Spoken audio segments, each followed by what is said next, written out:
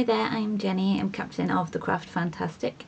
I'm going to talk to you a little bit today about how I reuse and upcycle various materials to create my hand-bound, hand-stitched notebooks and journals. So first of all, something that I've started doing recently is using old maps, which I really like doing because it means that they're unique. I've got one here for you to look at. I have a selection of old maps, lots of them, really different kinds, and I just use them as you would any paper to make covers of books. The reason I like doing this is because these maps are really outdated, most of them. You could take them to a charity shop. I don't know many people that want them, and I think it's a really good way of reusing them instead of sort of buying new ones specifically to create with. I think it's a good way of reusing them. So this here is from an old map of Brussels, and it's brilliant. And if you like rail travel, it's got like the rail station up there, which I think is fab. And it's just this Coptic stitch binding, which I really like.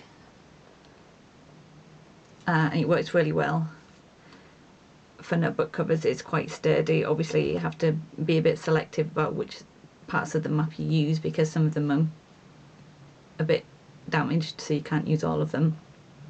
But again, that's what I like about upcycling and reusing things. You really get that sense of something, you've got something handmade and something unique and different, so no one else is going to have. You know, you can get something similar maybe, but no one else is going to have something that's made with these different sections of the map, and I really love that. The other thing I do is use leather, upcycle old bags and jackets, leather jackets. I've got quite a few offcuts of material from various things, and I really like finding ways to use these small scraps instead of buying new material in bulk. Really, I think it's a lot more sustainable. I really like the whole idea of reusing items as opposed to buying new ones. Yes, I could go out and I could buy new leather from a shop and make a whole batch of matching notebooks that would look amazing, but what I like about what I do is it means that I only make small batches, so I usually only make 1 or 2 of each notebook because I only have a certain amount of each material, and again that means it's really unique. There might be a couple that I make exactly the same, but generally I don't make more than 1 or 2 of each thing, so you can be guaranteed that you're going to get something pretty special when you buy one of my notebooks. This is an A5 journal, and it's from a template that I designed myself. Really like it because I get to use it's just this leather is from an old leather jacket, and I designed this so that I could use these smaller strips of material that I had instead of covering the whole book in leather. So it means that I can really get full use out of any offcuts of material that I have.